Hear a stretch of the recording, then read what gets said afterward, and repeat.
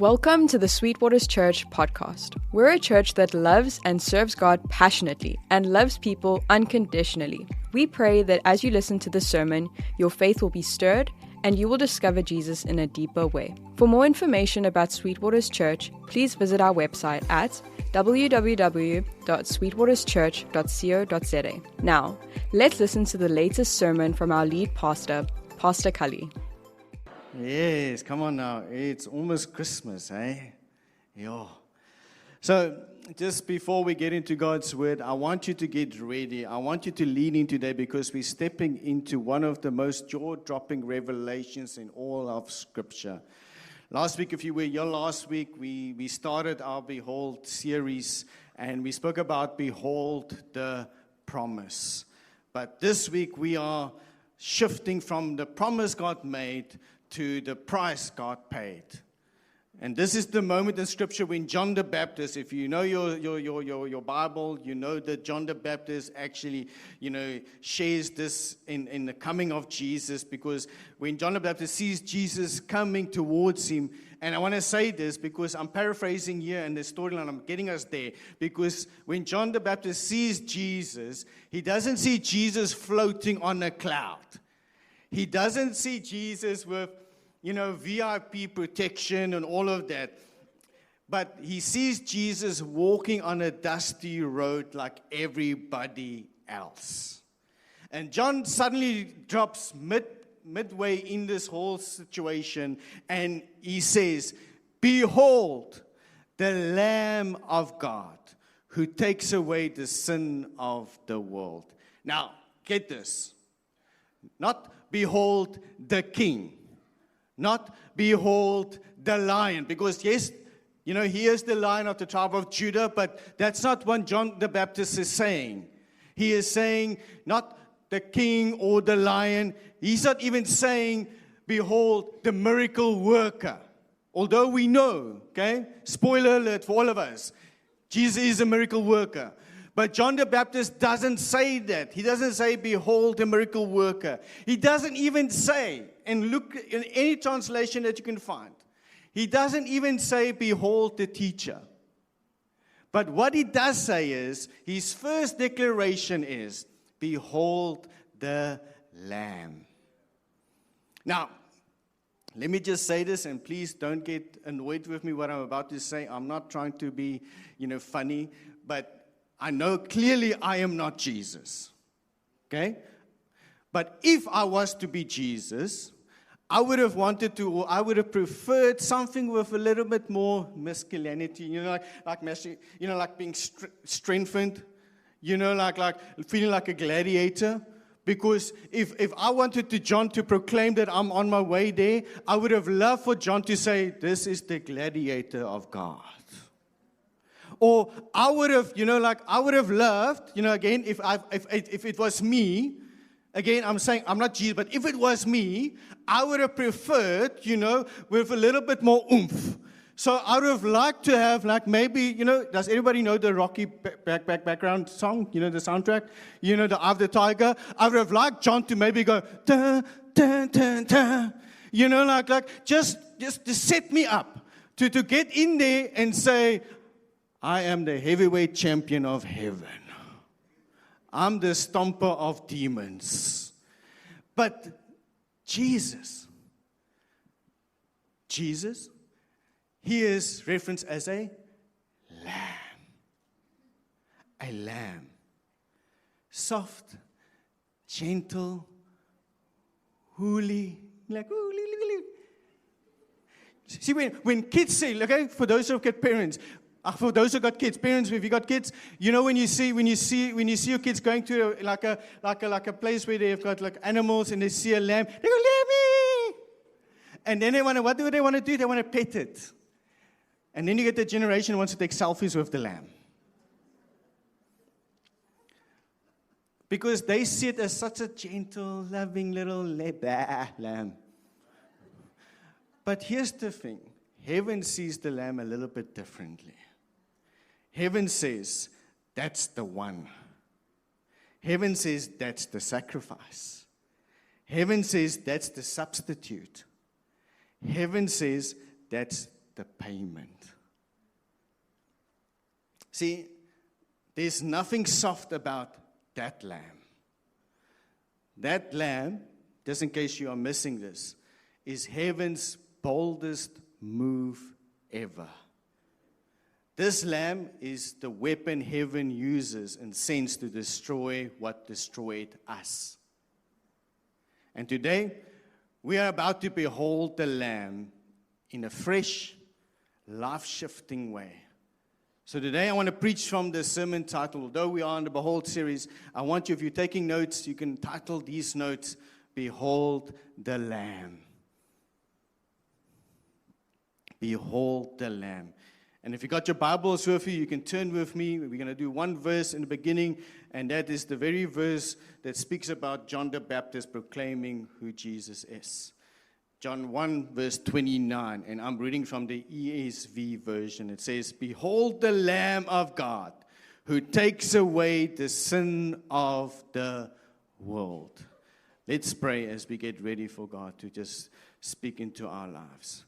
Heavenly Father and Almighty God and King, we come before you. We thank you, Lord, that as we behold the Lamb of God. We behold who you truly are in our lives. And I thank you, Lord God, as we move from the promise to the price, we thank you, Lord God, that there was a price that was paid for our salvation. And we thank you, Lord God, that even as we speak into this morning, Lord God, that you would reveal more and more of yourself through your word. And as always, Lord God, I pray, Lord God, that your servant will decrease and you will increase. In Jesus' mighty name, amen, amen. So we're going to go straight into the first point. So if you're taking notes, you can go straight to the first point, and which is the Lamb who carries what we couldn't, or you couldn't. The Lamb who carries what you couldn't. So let's go back to that first introductory passage, that verse in John 1:29. It says, Behold the Lamb of God who takes away the sin of the world. Now, John says very clearly here, the Lamb takes away sin.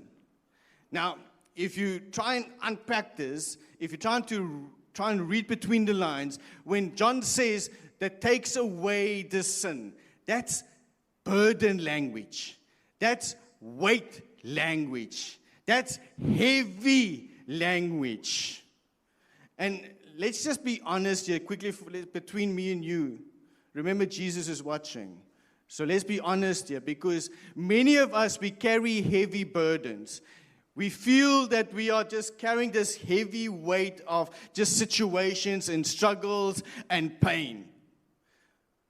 And the reason we feel overladen with these things is because we think we have to carry these things when it was only meant to actually hand it over.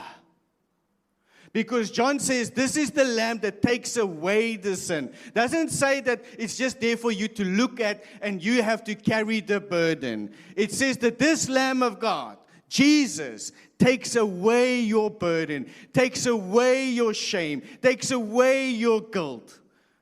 He is the one that takes it away so you don't have to carry it. Here's the thing. Shame, okay, is too heavy for us to carry. It's just too heavy. Sin is too heavy to carry. Guilt is far too heavy to carry it ourselves. Anybody here try to save themselves? Because here's the key here. There's only one that can save you, and his name is Jesus. You can't save yourself. Because if we say that we can save ourselves, then we don't need Jesus.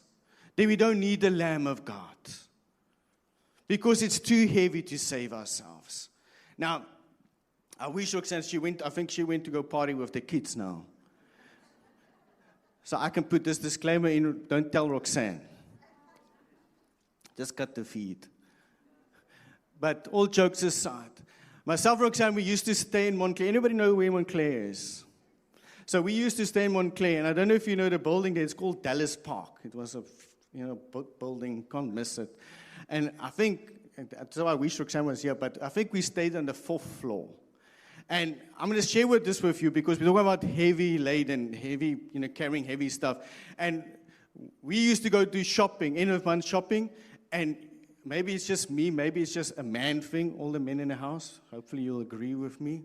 But you know when you do your month-end shopping, and then you open the boot, and then you got all those bags, and you look at, and especially where we were, 4th floor, and we're like looking at the steps, and I'm like, I'm not coming back a second time for this. So then you're trying to calculate. So you put some bags in your wrist, you put some bags in every finger, so your fingers are starting to turn purple, and you're like trying to juggle everything, and you're like, because in your mind, you're like, I ain't coming back downstairs for this again. I'm doing one trip and one trip only. And you're carrying, and Roxanne's like, can I help? I'm like, no.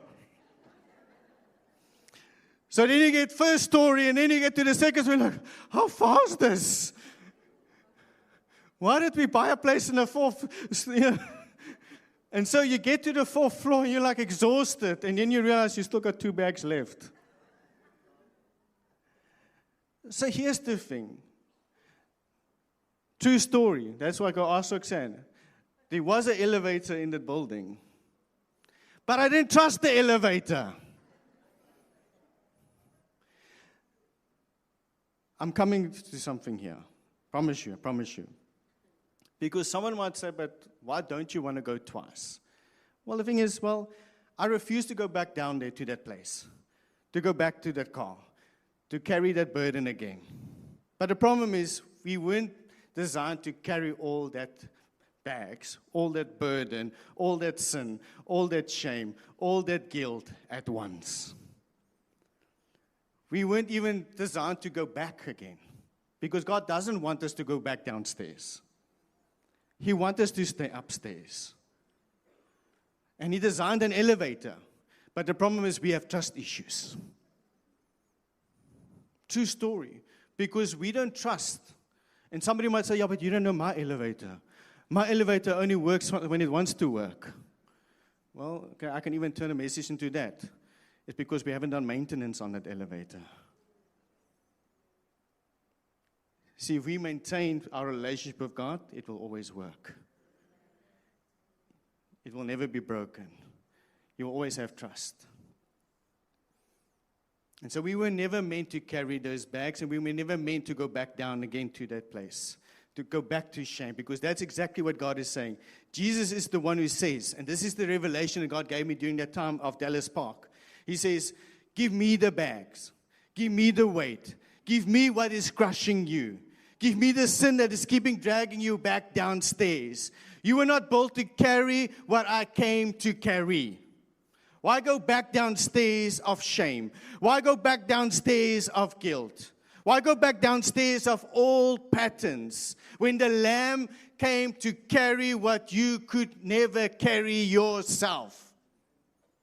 That was why the Lamb was there, to carry our burdens, to carry our guilt, to carry our shame, to carry our sin that we can never, ever carry ourselves. And then we think, okay, maybe not in this church, but we think that we can actually negotiate with God and say, but let me just go back there quickly. Let me go back to that old pattern. Let me go back to that shame because I want to carry that bag. And God is like, release. Let go. I've got this. You don't have to carry anything. See, in the Old Testament, they used to use lambs and goats, go read it for yourself, as sacrifices. And they used to take the lamb and they would use to sacrifice the lamb as an offering for an atonement for our sin. But here's the key here, and you might just not realize it now, but I'm sharing this with you. The revelation is this, that the lamb was never there to take away their sin. In the Old Testament, the animal sacrifice was never there to actually take away the people's sin. It was only there to cover it up. If you don't believe me, let's go. Go read your Bible. Let's go to Hebrews. Hebrews 10. It's not on the screen, so you're going to have to open your own Bibles. Hebrews 10 verse 4 tells us this. Let's go there quickly. Hebrews 10 verse 4 says, "For it is not possible for the blood of bulls and of goats to take away sins. That is why when Christ came into the world, He said to God, you did not want animal sacrifices or sin offerings, but you have given me a body to offer. Did you catch that? That animal sacrifices was never there to take away the sin of the people. It was only there to cover it up. And then when Jesus came, He didn't just cover up your sin. He actually conquered it. He conquered sin. See, He didn't carry your sin. He didn't carry my sin. He didn't carry our sin to delay judgment. He didn't do that. He carried it to destroy its power over us. That's why He's carrying it for us. So that means, I want you to get this with me. Your past is lifted. Your sin is lifted. Your guilt is lifted. Your shame is lifted. Your fear is lifted. Remember, now Roxanne is back. Remember Dallas Park? The elevator is lifted. Because now you don't have to have trust issues about the elevator because it is maintained. It is secure. You can trust the elevator to lift your burdens. You don't have to go back to the car to carry those bags. You just put it in the elevator and it takes you to the 4th floor. Amen? So here's the thing. Your fear is lifted. The Lamb carried what you physically, emotionally, spiritually could never carry yourself. So here's the thing. If Jesus carried what we couldn't, then the next question has to be then for ourselves to ask, why did He do it so freely? Why did Jesus do it so freely for us then? Why was He so willing to do it for you and me? And that brings us to point number 2. He came willing, not reluctant. He came willing, not reluctant. John 10 verse 17 to 18 says, the reason my Father loves me is that I lay down my life only to take it up again. No one, and I want you to get this, no one takes it from me, but I lay it down of my own accord. I have authority to lay it down, and I have authority to take it up again. This command I received from my Father. Let me just say this. Nobody forced Jesus. Jesus didn't get trapped into the cross. He did it willingly. He chose it. He walked towards the cross. He embraced it. He came willing, not resistant. Purpose-driven, not pressured. Focused, not forced. I want you to catch this because you have to understand this. Jesus was not heaven's plan B. Jesus was always on the minds of salvation. It wasn't a plan B. Jesus was not, and I want you to understand this, Jesus was never, ever an emergency solution. Like break the glass in the case of emergency. It was never the case. Now, God didn't, when he's there around, and he's walking around in heaven in the streets of gold, and he realized this man sinned. When he saw Adam and Eve sin, he's like, oh, okay, guys, okay, Archangel Michael, come, you know, come, let's go, let's just sit together, let's have a group session. We need to find a lamb. He didn't do that. He didn't do that. Because here's the thing. The lamb was chosen before sin even existed. The lamb was chosen even before sin existed. Can I speak to some parents here this morning? Have you ever seen a child, your child? Okay, maybe your child is on the best behavior. You have to teach some other parents.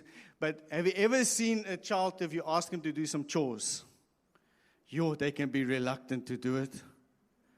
Like, have you ever seen a reluctant child to clean their room or do dishes?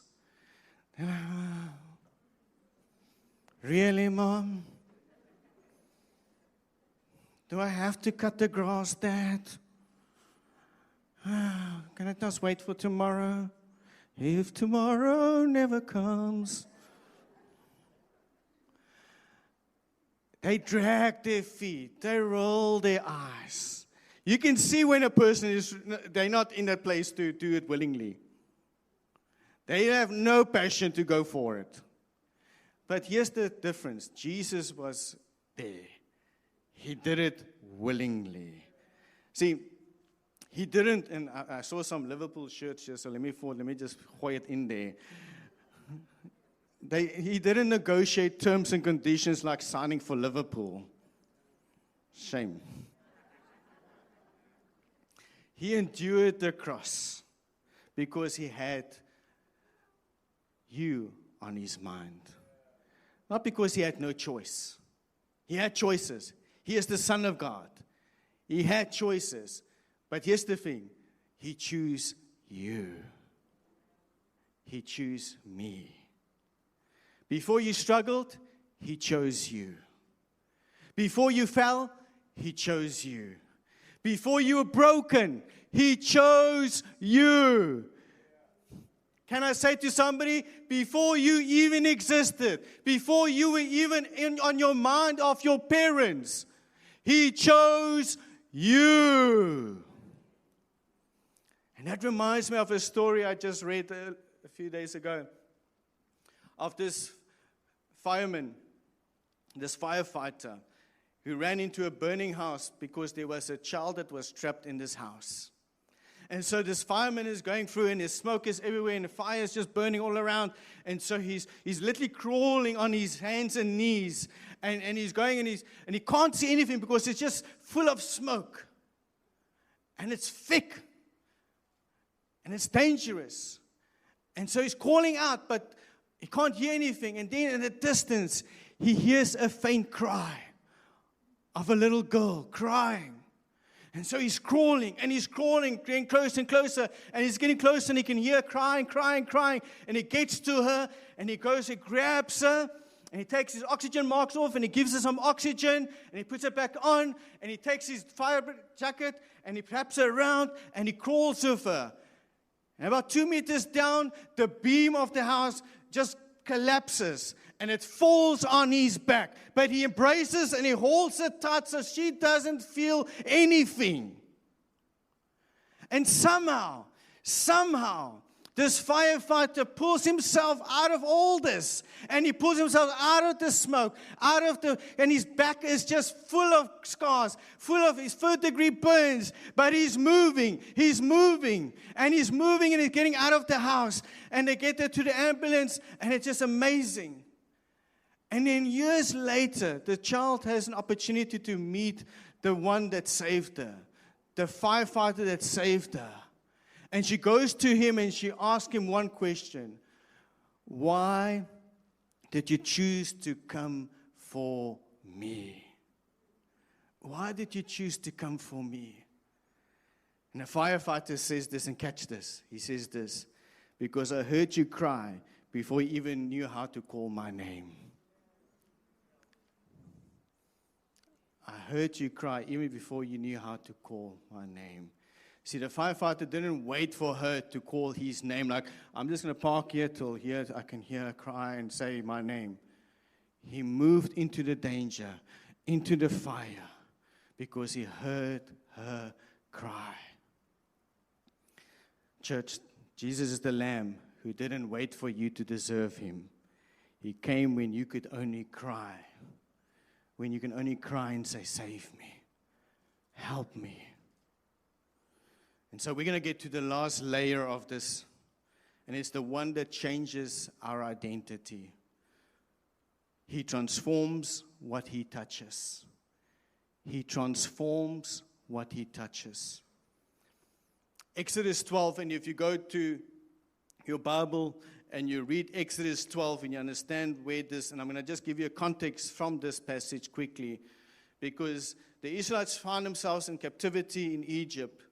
And so they're growing in a nation, but Moses now, when God is calling him now to let these people go, Pharaoh is like, I don't want these people to go because they're building my kingdom here. And I need them to stay because they're slaves. I don't want to let them go. And so Moses is pleading with Pharaoh to say, but, God has called me to take my people and go. And so all these plagues, go read it for yourself, all these plagues happen until the last plague. And this is where we find Exodus 12, where God instructs Moses to tell the nation of Israel what they need to do to prevent themselves from actually being part of this plague, to be part of the danger that is about to come upon Egypt. And so Exodus 12 verse 6 to 8 says this, "And you shall keep it until the 14th day of this month, when the whole assembly of the congregation of Israel shall kill their lambs at twilight. Then they shall take some of the blood and put it on the two doorposts and on the lintels of the houses in which they eat it. They shall eat the flesh that night, roasted on the fire with unleavened bread and bitter herbs. They shall eat it." So, just again, context. So Moses gets this blueprint command from Jesus, or from God to say, this is what I need you to do. Every household has to sacrifice a lamb. But it has to be like the first lamb, the unblemished lamb. The one that is your best lamb, basically. And then I need you to sacrifice that lamb. And once you sacrifice it, I want you to do something for me. You need to take the blood and smear it on the doorposts and on the lintels. And so when you do this is where it comes now. Because at nighttime, the death will come across Egypt. But as soon as death comes to your door and he sees the sacrifice, the blood, he will carry on moving past this until he finds a house that hasn't got that covering. Are you with me? I'm giving you context here now quickly. Because now watch this. Before the lamb touched the door, death was coming in. But once the lamb touched the door, death had to pass over. That's why they have Passover, because they talk about the fact that Passover meal, that's where the context comes from. The lamb that was sacrificed, because death passed over. It didn't go in, it passed over. Are you still with me? So, one touch, everything changed. One touch. Somebody say one touch. Because one touch, death reroutes. One touch, bondage breaks. One touch, midnight becomes morning. One touch, judgment becomes mercy. One touch, slaves become sons. Because once this all happened, all the firstborns of Egypt was killed. And it might be, crazy to think about it, that their firstborns were killed, because it wasn't just the firstborns of humans. It was firstborns of every flock that were killed. So if they didn't have the blood of the lamb on their doorposts, on their lintels, the death will come over the firstborn. Even Pharaoh's own son got killed. And so the Bible, go read for yourself in chapter 12. Of Exodus, at the end there, it says that when Pharaoh and them woke up at the time of night, they heard the wailing, the cry throughout the whole of Egypt. Can you imagine? Can you imagine hearing the whole of Toti cry? Because if you didn't put that blood on your doorpost, your firstborn would have been killed. Can you imagine the wailing? See, before Exodus 12, Israel was a nation in chains. They were in bondage, in slavery. After the lamb's blood touched their doorpost, they stepped out the next morning as a nation chosen, protected, and redeemed. The worship team can make their way on the stage so long. See, the blood didn't just protect them. It actually transformed their status. It transformed their identity. But most importantly, it also transformed their destiny. God said, I want you to catch this. God said, take the lamb and then apply the blood on your home. Okay? I'm going there somewhere. He didn't tell them, go find a temple and go put some blood sacrifices, and then you'll be saved and secure. He says, take the blood of the lamb and take it to your home. Okay? He didn't say, meet me on the mountain. Your home. He said right there, in the middle of your slavery, in the middle of your oppression, in the middle of your despair, in the middle of your fear, in the middle of your struggle, right there and then, in your home, smear the blood of the Lamb on your home and you will be protected. I'll transform your ordinary home into a place where salvation happens. The Lamb touched the doorframe and the whole atmosphere changed. That's why, let me just say this, go read it for yourself. That's why the enemy couldn't enter into that house. That's why death had to pass over. Pharaoh couldn't stop it. Egypt couldn't slow it down. Bondage couldn't survive it. Because when the Lamb touches something, it shifts from common to consecrated. Whatever might be common, if God touches it, if the Lamb of God touches it, it moves from common to consecrated. And here's the prophetic. Can I speak to somebody here this morning? Because the same door that held death back at midnight is the same door that God will open for your destiny in the morning. If you let Him touch it. And I feel this is for somebody here this morning, right now, in this moment. God is about to touch the very place that the enemy tried to destroy. God is about to touch your door frame. God is about to touch the lintel in your door. God is to touch the entry of your home. He's about to touch the door of your family. He's about to touch the door of your calling. He's about to touch the door of your mind. He's about to touch the door of your opportunity. He is about to touch the door of reconciliation. He's about to touch the door of purpose. What the enemy marked for destruction, the Lamb is marking for destiny. What the enemy tried to shut, God is about to swing wide. Say it with me. If He touches it at midnight, He'll transform it by morning.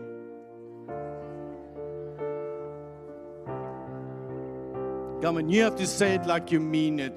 Because I know that I need Jesus. I know I need the Lamb of God to be on that doorpost. I need the blood of Jesus to be in my home, to be in my marriage, to be in my family, to be in my calling, to be in my destiny. Is there somebody out there that needs the blood of the Lamb that says, I need it in my home, I need it in my marriage, I need it in my children? So say it with me and say it with confidence. If He touches it at midnight, He'll transform it by morning.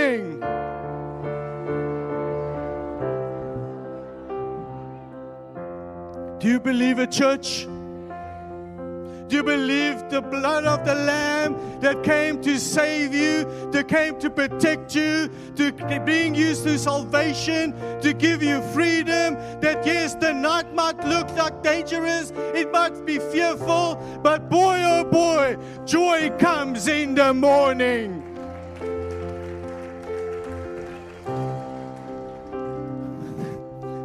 I don't know about you, but I can tell you now, my house will be marked by the blood of Jesus. Because when the enemy tried to come to my door, I can tell you now, I can maybe stand on the other side of the door and listen as the enemy comes. He might be like, ooh, look at this. But I can tell you now, he will not come in because my house is covered by blood of Jesus. I don't know about you. If you believe in Jesus, come to me. Just stand on your feet. Trust Jesus this morning that He is the blood. He is the sacrifice, the ultimate sacrifice. So here's what we're going to do this morning. We're going to trust that God is the God of the ultimate sacrifice. He is the eternal Lamb, the perfect Lamb. And so in a moment, I'm going to pray over you. And as we lift Jesus high, as we behold the Lamb, we're inviting Him. And I'm trusting you this morning. If you believe that the blood can save you, if you believe that the blood can protect you, that even when the enemy wants to come close to your house, he will not find an entry point, because the blood of the Lamb will be over your house. When the enemy wants to come to your marriage, he will maybe look, do some window shopping, but that's about as far as he's going to go. If he wants to touch your children, guess what? The blood of the Lamb will protect your children. Over your business, the blood of the Lamb will protect your business. Over your employment, the blood of the Lamb will protect your employment. Every area of your life, if you trust Him, if you allow Him to touch your door, He will protect you. And the enemy, all the enemy will be able to do is pass on over. Pass on over. So this is what we're going to do. We're going to invite Jesus to touch our door. Because somebody here, this is going to be your Exodus 12 moment.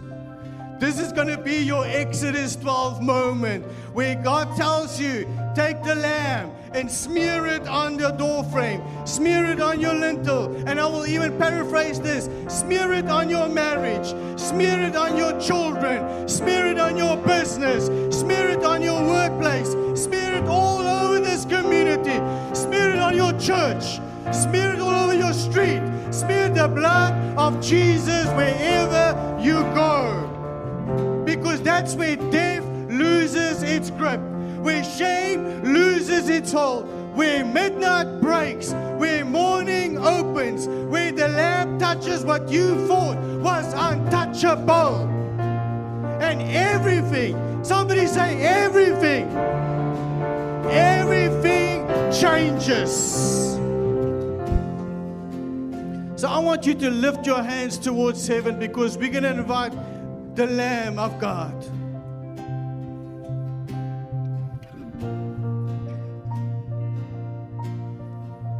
Whatever your struggle right now, whatever your heavy lifting, remember the bags, the heavy lifting, the things that you know you cannot carry, your shame, your guilt, your sin, the things that are just too heavy for you to carry. You don't want to go back there.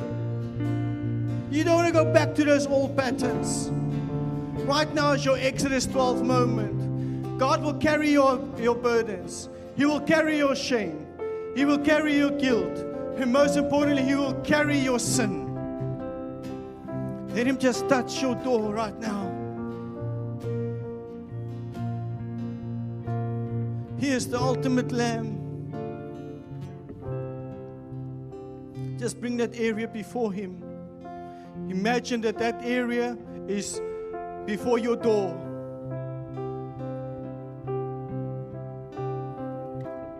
And you have a choice this morning. You're either going to trust Jesus, you're going to trust His blood, you're going to trust the power of His blood, His sacrifice, and you're going to smear it so that it doesn't come in. It stays outside. It stays outside. It stays outside. And so, Heavenly Father and Almighty God and King, we come before You. And right now, for many of us, we have our Exodus 12 moment here right now. And Lord, we're smearing our door frames. We're smearing the lintels, Lord God. But not by anything, not by animal sacrifice, but the blood of Jesus Christ. The pure blood, the sacrificial blood, the eternal blood, the one and only blood, the royal blood of Jesus. And I pray, Lord God, and I speak it right now, Lord God, the enemy will have no entry point into any house, into any home. And right now, Lord God, as the enemy tries to come close, he will see the blood. He will know that that blood is protecting that house. That will be the seal. That will be the address. That will be the identification of the people that are called by His name. And the enemy will only be able to move on. And so we give You all glory and honor in Jesus' mighty and powerful name. Receive the benediction this morning. May the Lamb of God carry your burdens. May the grace of God wash over your past. May the presence of God strengthen your steps. May the voice of God roar over your destiny. May you walk this week as one covered, redeemed, transformed, and restored by the blood of the Lamb. In Jesus' name, amen and amen. Thank you so much for taking the time to listen to this week's sermon.